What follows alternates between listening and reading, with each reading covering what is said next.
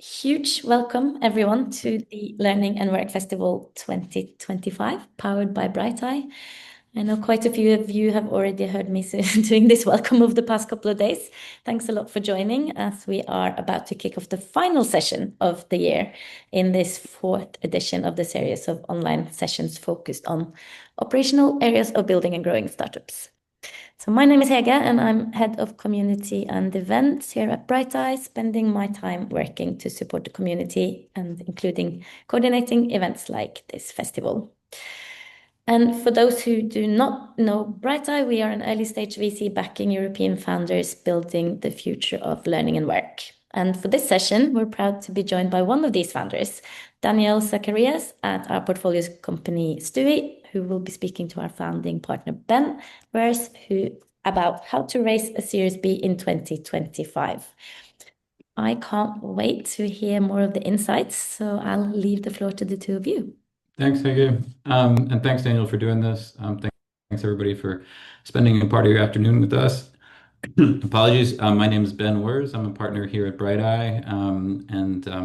And yeah, I'm really pleased to be joined by Daniel, who's a founder of Sdui. I'm going to just give a brief intro, and then I'm going to let him do most of the talking. But it's always harder to talk about yourself, or at least brag on yourself, and I think it's sort of part of my job to do that. So yeah, no, Sdui is the leading operating system for schools in Europe. It was founded by Daniel and his co-founder Jan Micha straight out of high school, and after realizing firsthand how underserved schools were by technology, Sdui began as a messaging app to connect teachers, parents, and students.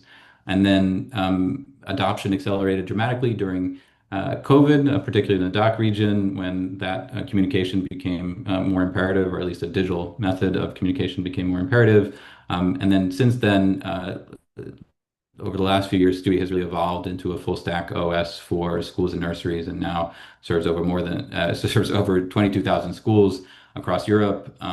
When we started Brighteye, one of our core beliefs was that there was going to be demand for better software in European schools as digital penetration here increased. That was a phenomena that we had first witnessed in the US, and we were quite sure that Europeans, as different as we may think we are, we're not that different in terms of demanding better software when the need arises. And so, we're really have been thrilled to partner with Sdui since 2021. So in July of this year, Sdui announced a 95 million Series B raise, which is large in any sector, but certainly in EdTech. It was great to see. It was led by Bain Capital. And today, I'll have hopefully Daniel walk us through some of his journey and that fundraise in particular, just as a lens to understand the current funding environment for folks on the call. So with that sort of long intro, Daniel, I would love for you to talk a little about yourself and briefly describe kind of the original insight that led you to Sdui, and kind of go from there. Yeah. First of all, Ben, and to the whole Brighteye family, thanks for having me. It's a privilege being part of the portfolio for now 4 years. It's a long time, and thanks for believing us in us early. So let me just try to start a bit about Sdui and also a bit about me as a person. So we started the company in 2018. This was directly 1 year after I finished high school in Germany, got my first, so to say, degree, and then just jumped out. And there was either the path to go and studying something, or to have nothing to lose and to start a company. And back then, someone told me the best way to start a startup is to solve real problems and not only things which feel like problems. And so, being a student myself, there were not so many hard problems I knew about, but education was definitely one. And so we kicked it off first as a small app to just solve the communication part in a school, which was back then one of the most top of the mind problem in especially German schools. And then, of course, it's always a mix between hard work and luck. And then you perfectly said it. COVID came to right time for us. The problem became a problem in whole DACH. Schools needed to move quicker, and that definitely boosted us in the first years. And still, we are centered around our core problem from the beginning, and this is like helping schools invest the time at the right places, and that means not wasting time on administrative, organizational, or communication processes. And this started from the beginning and is still ongoing. And what do you think? I mean, when when you think about why schools need a better operating system today, I mean, when you guys go in and pitch schools, what is it Yeah. that you see as the biggest kind of glaring needs? Yeah, so like the market is tackled by two ways. Like either schools having nothing because it's like too complex for them to implement, and it feels crazy to say that. Like we're living in 2025, right? And still a lot of schools don't have any like full suite solution. Then they have like single tools to help them in like one task, but not have a holistic solution, which feels still crazy to me, because if I look all around me in my private life and in business Sdui as a company or other companies I know, like this has been like the case for the last 10 years. But education is slow to adopting, and sometimes it's hard for schools to adopting software because it's too complex. They have no idea how to do it. They have not one solution who can covers all they need, and so they really don't have a holistic solution. And the other part, Ben, is like the players which are on the market are mostly like 30, 40 years old. So we're talking on-prem, we're talking not modern usability, and especially if you want to teachers use it daily, you use it often. You need that. Like, and it is often underestimated. Like often it's underestimated how much of a change you can bring if your software has like a great usability, a great way on how it is solving problems instead of only functionalities on a checklist. And I think that was like the mix we hit it, like to say like we're not only providing one single functionality, but more like a platform case, but at the same time really focusing in every functionality on the usability so that teachers go up in an activation and use it, and not being like the 30, 40-year-old on-premise solution, which probably is not loved by the customers. And I think the combination of these two made us successful. Yeah. No, I think one of the stats that stood out to me, and I don't know if this is still true, but I remember in one board meeting, the average American school, for comparison, has something north of 1,000 pieces of software running, and in Germany it was like 9 or something like that. Yeah, it's seven. Even 7 is the last statistics that we saw.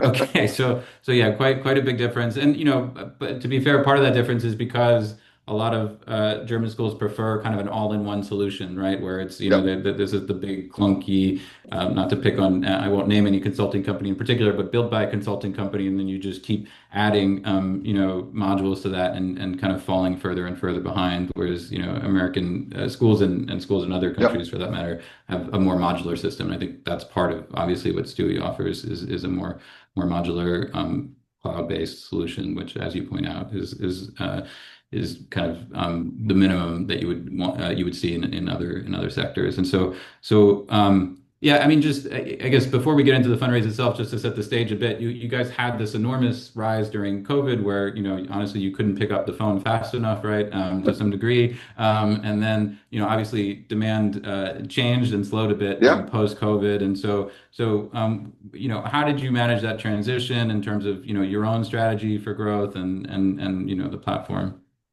Yeah. I think the biggest strength for a startup is to adapt to the market which is changing. And over the last like 30 decades, it felt like that education isn't changing at all. If you're talking to other education players, everyone says like, "Oh, the market changing so slow." But if you look in the last like 5-7 years, right? Like we came from a pre-COVID market to a crazy COVID market to a post-COVID market. So we had 3 major changes in the market already. Now we entering into AI, which has definitely a huge impact on tech as well. So the fourth change, I think, and for a market which is not used to change as others are, like that is like complete chaos, right? And I think what really made us successful is adapting to these changes, right? We have been existent before COVID, which was necessary to build the foundation. We wouldn't be so good in COVID without the foundation set before. Then of course COVID was a massive boost for us.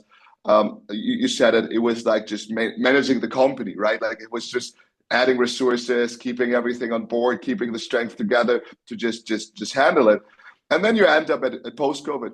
And then, of course, on the one hand, as a founder, it's frustrating because you were used to growth rates of like 5, 6x every week. You added 100 schools. Like, this was a crazy.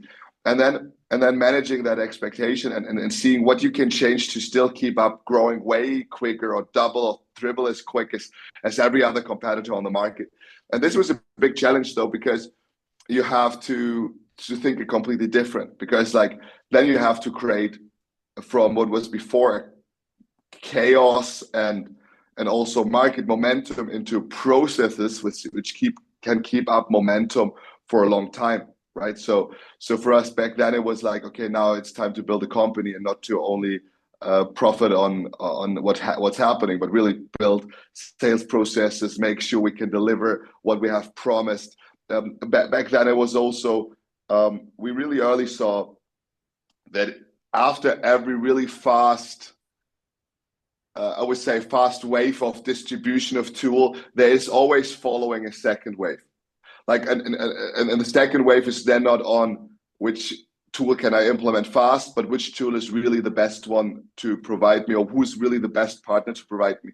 And so like what was special for us in EdTech, and we saw that in all the countries we serve, is in COVID, it was just what tool can I get quick, which solves my top of the mind problem comes. So and if we could provide like an installation a week later and don't need like multiple weeks to do the installation, we got the deal, right? And then the question transformed after COVID in, okay, who do I believe is the right partner on the market who can help me to grow into the more broader functionality, who can care and have the right training program to teach this new teachers coming into the school. Like, and it was a different approach, right? And I would say looking now back the last 5 years, we profited more from the second wave than for the first wave, because we adopted quicker than others, saying like, oh, we're not sad that COVID is not anymore just giving us 100 schools a week. We were just taking as an opportunity to build a product broader, to implement processes and to be a partner of choice for companies. And there was like a study Bain did. Like we know Bain now for 3 years. They've invested this year, but there's like long journey. And they did like the one study on the market where they interviewed, I think, around 300 decision makers post-COVID. What is the main reason to buy a software? And you could imagine like being price up there or functionality up there. But 83% of all decision makers said, like, it is the partner who I believe I can grow with. Because there was a market of uncertainty given the changes in the past, and they wanted to have a partner. And I think what we did right is building a broader product, but also building processes which ensured that every school got the best services possible on the market, or best service available on the market. And that made us even more successful post-COVID. And I think this was also really important for us to prove that we are a company which is sustainable through the ways market changes. Because like, I think like this, like proving that early to investors like you, but proving it also to investors like Bain now, I think the market will change a couple of times again. And we want as a team being still adaptable to what's happening. Because the one who survives is the one who adapts the best. Yeah. Well, I think Darwin, said that a long time ago. But yeah, no, I think that's right. I mean, the other piece, and I think this was definitely part of our initial investment, that you guys, I think you adopted early on, even during COVID, but certainly accelerated post-COVID, was this idea of acquiring companies in new markets that you were interested in, that where it was both an interesting market and potentially an interesting product to integrate. And so when you found the combination of those two things, you were aggressive in making those deals happen. And I think that's been part of the certainly the growth motion since then has been not just building an extended product and a more cohesive sales strategy, but also integrating M&A as part of kind of what you do. Yeah, like 100%, and I think that there was like that we challenged that early was also thanks a lot to the board, right? Like being a Series A company, discussing in a board meeting M&A opportunities is something which is not as typical, but the EdTech sector in specific is really, really interesting for this M&A roll-ups. And there's always two perspectives to it. There's like this investment thesis perspective. If you just purely look on the market and an investment thesis, it was for our market one of the best moves, because you have like great examples of the past. We have in the US Power School having created this tremendous leader of acquiring companies together. You have like one of the most fragmented market I've seen so far, which you benefit from. You have like the customer stickiness, which reduces the risk to buying companies. So on an investment thesis, this was a clear one, but for a young organization, this wasn't a clear one, right? Like we had to still build up the muscle. And I would even still say now, after 5 transactions, we're still getting better, and we still believing that we got everything perfect yet. But I think this was a huge opportunity. And sometimes I hear a lot of EdTech founders in Series A stages, Series B stages, like really frustrated. EdTech market is slow, some decisions are slower, but there's benefits to it. Like every market has benefits and also disadvantages. And one big benefit of the EdTech market is it's something which is fragmented. It's normally something which is sticky. So I believe there's much more highly interesting buy and build cases through EdTech as well. And we were pretty grateful having a board which allowed us to discuss some crazy topics as a Series A stage. And now like the success is amazing on that we got there in early. Yeah. Yeah, no, I think that's fair. I mean, this is more editorializing on my part, but I will say that if we look across the portfolio, in K-12 in particular, that is the place where actually we see buy and build happen more early and more successfully, honestly, because as you point out, it's highly fragmented, but also the customers are very loyal, right? So Yeah. so when you're buying revenue, you have a long horizon on what that is, and obviously you have more products that you can bring to that gets even more interesting. And so yeah, no, that's great, and I think that sets the stage a lot, for kind of the Series B. Now it's let's say 2024. You guys have executed a few of these transactions. You've evolved from a messaging app to more of a comprehensive platform. You have a strong presence in Doc, and I think at that point you've acquired a DCO, so you have a presence in Spain as well, which is pretty strong. So how do you start thinking about, or when do you start thinking about kind of raising the Series B, and what was it that you were hoping to get out of it? Yeah, I want to be quite honest and also quite practical on the process. So the thing is, if it would be on me, like we would have done it a bit earlier, like a couple of half a year or even a year earlier, because until there the story was quite fixed, right? I think we had done M&A deals. We have proven really, really good post-merger development of the M&A deals. Like Pupil, the first deal got like in the first year coming from a 10% growing company to a 2x in the first year. So we had really the momentum on not only doing the M&A deals, but also putting them to practice. I think we had still solid growth on us as our own company. So there was a lot of boxes which we checked. But like if you want to raise a big round, that also needs to be much more of a foundation. And so that was like, as we just tried to seek, and what I would always recommend to founders in the Series A, Series B stages, and this is sometimes I like if you lead like this LinkedIn bubble and stuff like that, you go out 2 weeks round and whatever. And this is potentially true if you like 10x your revenue on an AI startup and you're high flyer, but it was never working for me. So I still, I think what we did really well is after the Series A, really kept a good relationship to some investors we admire a lot. And really as a founder, invest some time into it. Like even if it feels like an unproductive time because you're meeting with them and you're not fundraising, but taking the time, taking the trips. Like if you're a founder like me out of Koblenz, a small city in Germany, just take a week being in London and just meeting them for lunch, for dinner, sometimes even 2 dinners if you want to meet more people, right? Because what it helped us is to test the waters. And I think what we did in 2024 is we tested the waters with people which we had good relationship with. Like it's not that we did a huge deck, but I just tried to play some metrics, like see some stuff there is. And what we saw really quick was they highly appreciate what we have already done on M&A and also the post effect. But given the size of the company back then, it was too small for them to do a big bet on it, right? I think sometimes for our model with M&A, like it was easier to get more people interested than on a venture capital raise early on. But you have to have some certain foundation, some certain size of a business. So back then we were shortly above like 10 million. It wasn't enough. They wanted to see more like towards 20 plus million of revenue.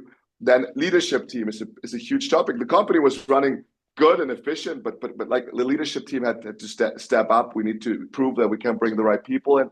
And I think the third portion was also profitability. At least not that you have to show full profitability and cash flow profitability, but you had to show a clear path to profitability and a profitability in the core things you do, right? So that you can really see at the end, if they do the buy and build roll up, if they buy the story and go with you on the story, that you can really build a European leader. And I think we tested the waters, which was really important. And I would really recommend that to founders, like just do 10% of your time or even 50 to 20% of your time investing into reading articles on how funds function, how they invest, meet with people, build up the network. And so I wanted to do it, but like all the signals we got, and I think we discussed the board, and it was a pretty hard discussion as well. We're like, let's do the homeworks, let's prepare properly and then go out. And so this is what we did. Like we took then the second half of the year in 2024, just try to, next to organic growth and push it as you would push the company to, setting really a foundation so that we are ready to also invest 100 million well, right? Like, because you have 100 million, because you have a lot of opportunity, but you need to invest it well. Like you need to explain every dollar that you invest will result into best case $3, $4, $5, right? And so I think that was the thing. We took the time, did a proper preparation.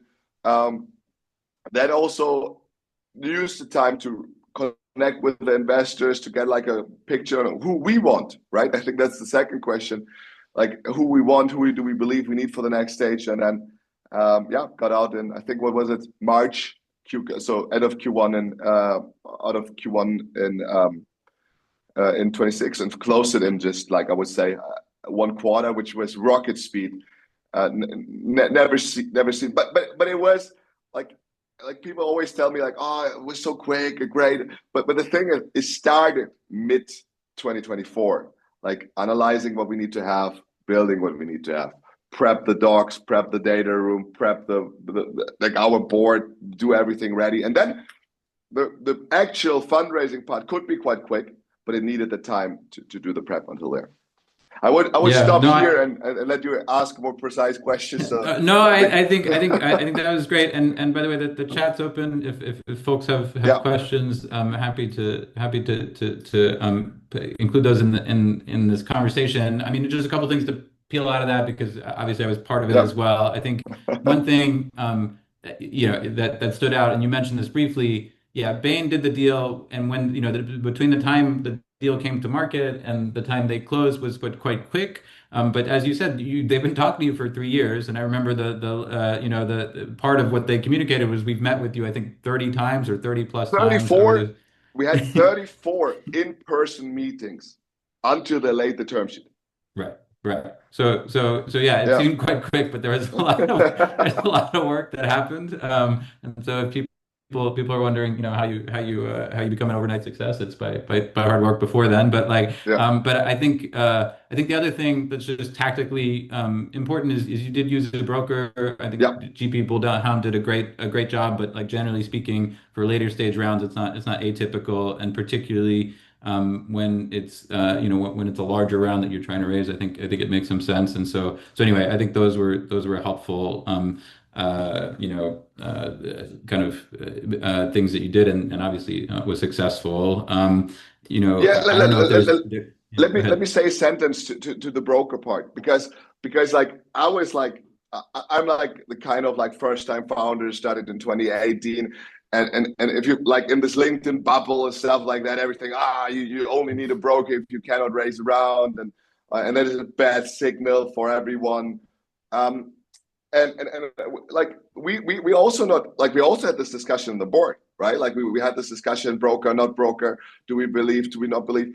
The thing why we choose for and why I would always do it as we did is like you should not do decisions on like LinkedIn posts if they say good signal or bad signal. You should do decisions on like assessing your situation and see if you can like leverage the situations you have. And what we saw is, on the one hand, a lot of interest. So it will be like if we want to do a process and we want to do a process quick, then we need like someone who can really structure it well. So either you have like a CFO who has done multiple rounds and can structure it really well, but at that time we hadn't even a CFO. So it was like we needed the structure. The second reason why we choose for was that we said really like, look, what we tried to accomplish sounds always like so simple on the first approach, like, oh, we're doing like a roll up through Europe, becoming the educational essence. It's quite easy.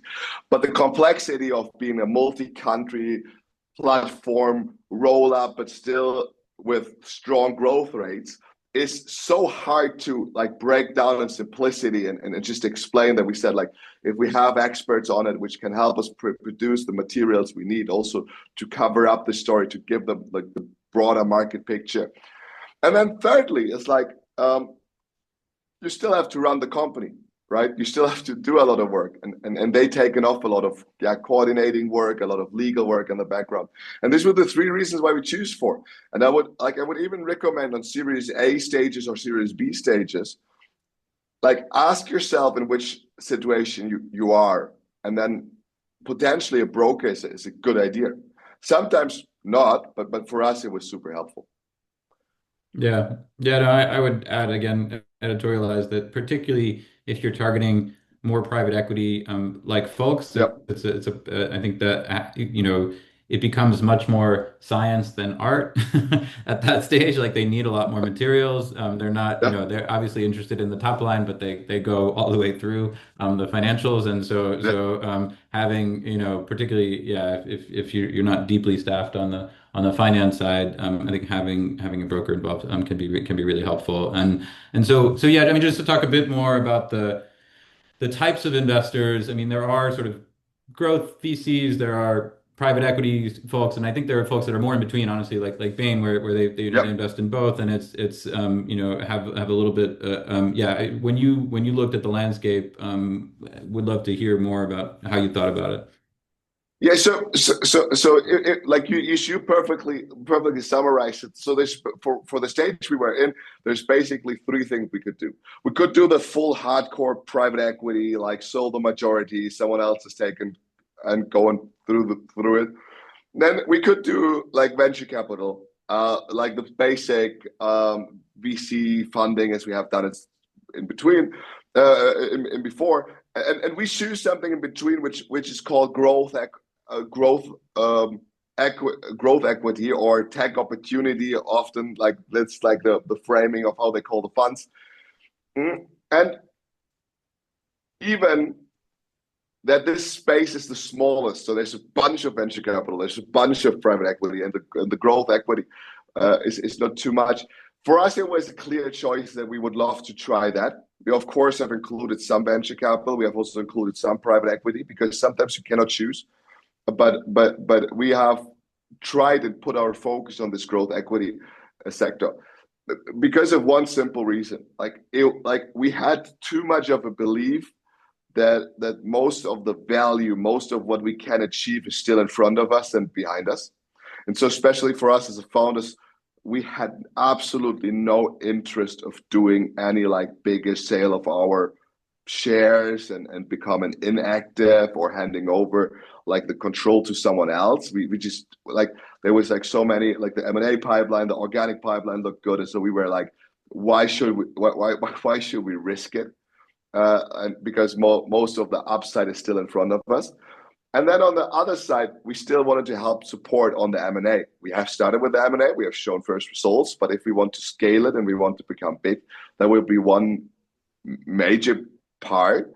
And our venture capital investors, which have been amazing on bringing great people in and challenging us, had limited experience here. And so given that we wanted to sell everything, we doesn't need another venture capital investor, but we wanted to have someone who brings like this private equity, like this M&A practice in.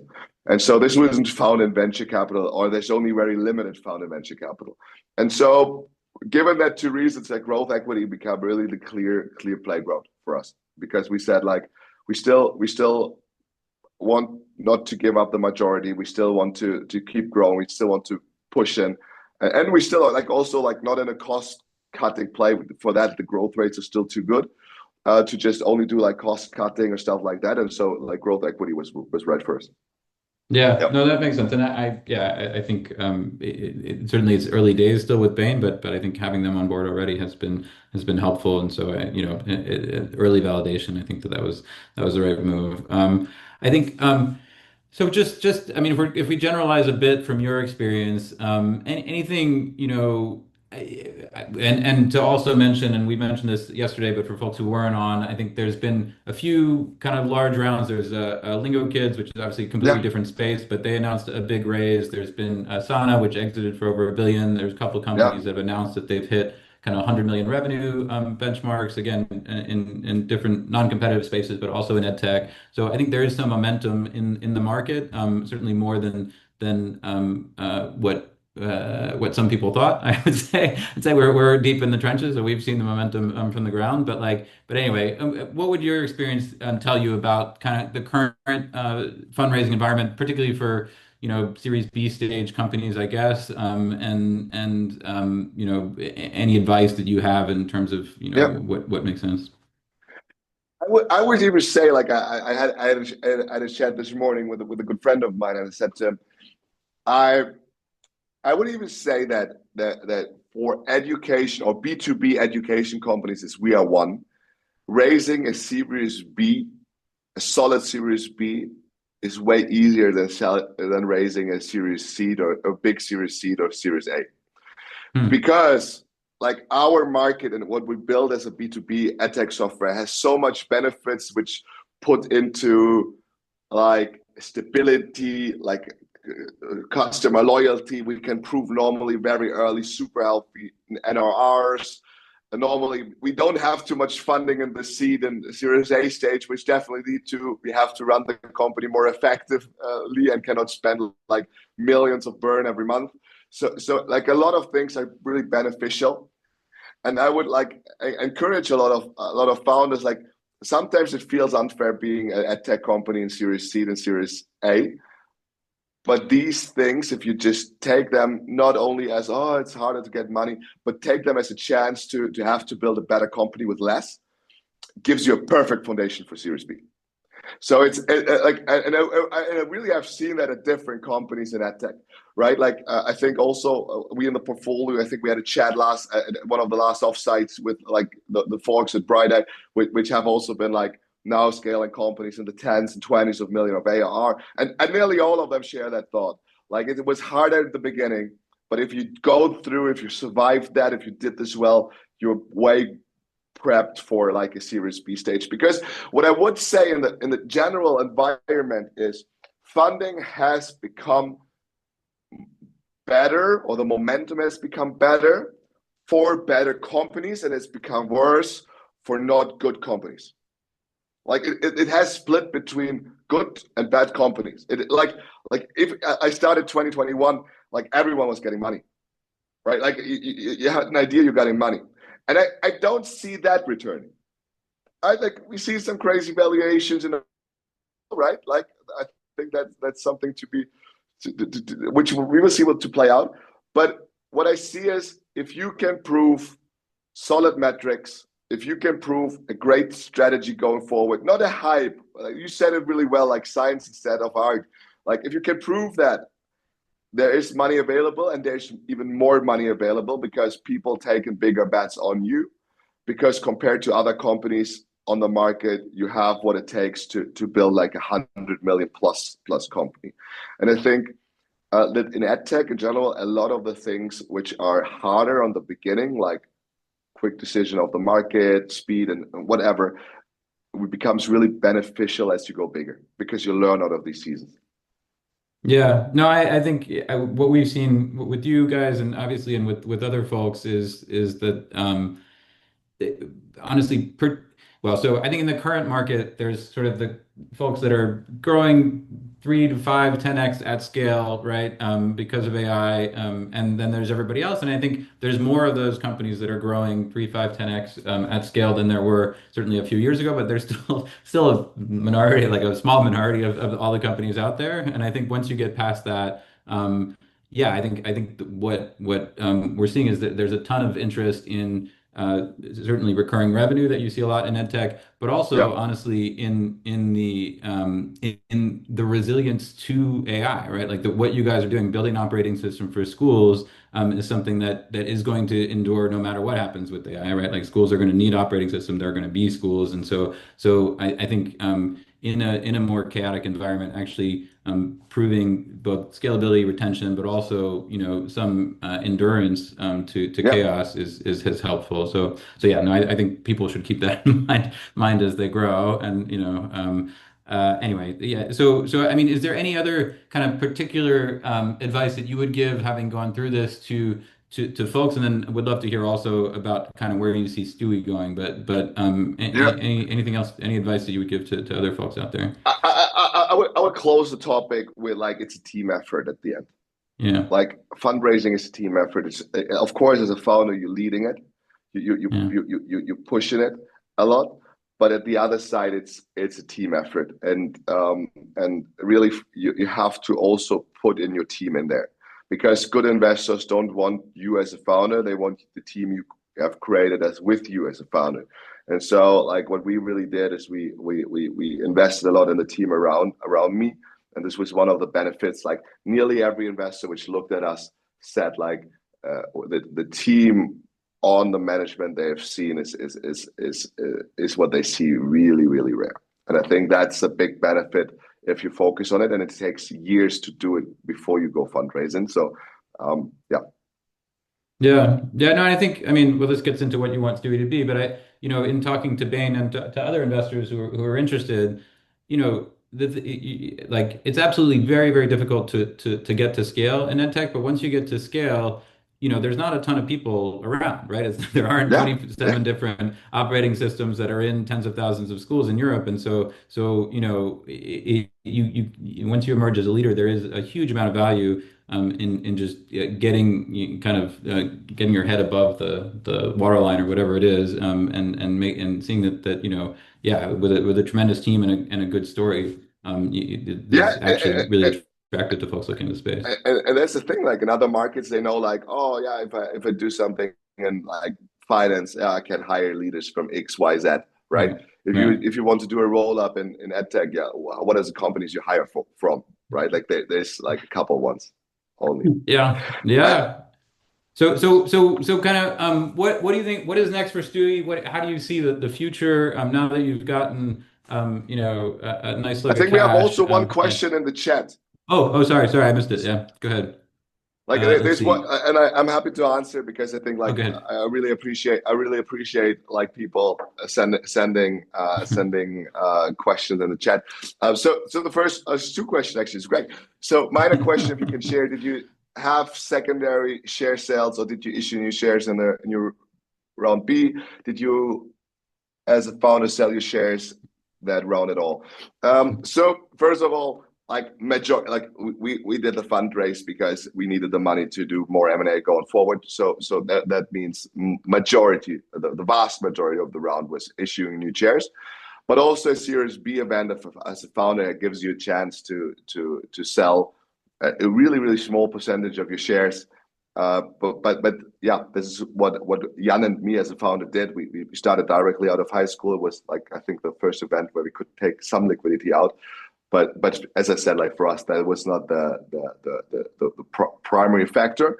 But also, like talking from a founder, if you get the chance to do it in a Series B, take it as a privilege because it will give you some save of mind to some of what you already have done, and this let you be like even more motivated for what is to come. So it has really positive effect.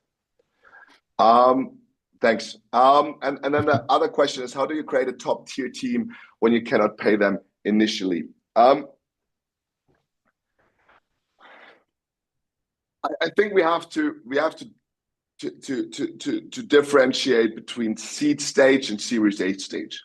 I think at Series A stage you can still build a rock solid team there. Then you have to go potentially not like 6 C-level members, but more like 2, right?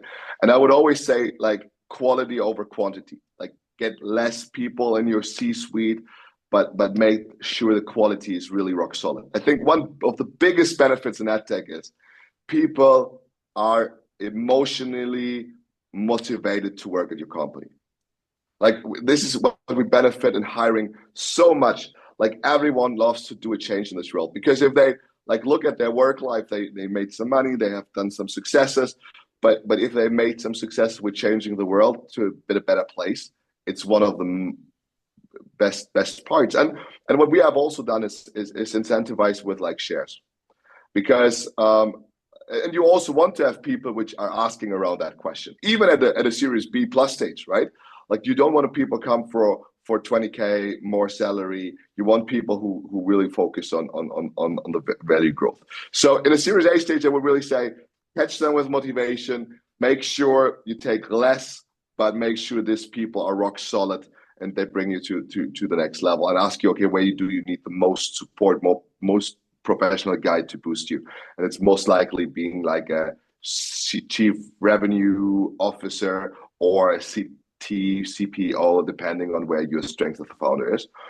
And in a seed stage is of course more difficult. And then you need to like step by step getting into there, right? I think Yeah, that's and I'll like just say, oh, sorry to interrupt, Daniel, but I'll just say that there is Index has done some great work around benchmarks for what you pay various tiers of people. So if you can find that online, I think it's helpful to see how you motivate people at different stages. This is unfortunately our last question. This time has actually flown by, so thanks again for doing this. But would love to hear kind of or would love for you to share kind of the vision for Sdui going forward, and then then we'll wrap on that. Yeah, like as I said, we are highly excited. Like I think after the round, I think couple of weeks later, we announced a huge transaction into Spain. Like we doubled down into the Spanish market. Now Sdui being the market leader in Spain, which is a big privilege, and I never dreamed of being it like 5 years ago, but now we are it, and there's more European countries to go for, and so.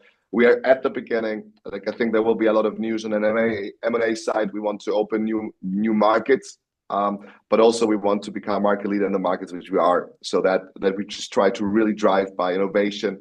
There will be a big AI launch coming later this year, and we want to lead innovation, help schools getting better. On the other side, of course, it's on expanding, and we are having a big vision, and we want to get one step closer at a time. Awesome. So. We are very hungry, very hungry for growth. At the same time, we are very aware that we have to learn a lot. So we stay very curious, learning, adding, getting better every day, and then let's see where it goes.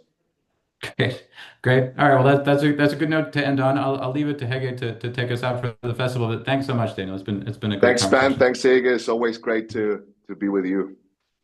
Thank you. Thank you so much, Daniel. Very fascinating to hear about your journey, always honest. And thanks, Ben, for moderating. Great questions. And of course, thanks to everyone here for attending over the last couple of days. That was the final session of the Brighteye Learning and Work Festival 2025. 7 sessions in total in 2 days. Indeed, a lot to take in. So rest assured that we will be sharing some write-ups, some recordings, so that you can digest in your own time as well after we wrap up. It's been great to see you all, and who knows, we might be back next year. See you, everyone. Bye. Bye. Bye.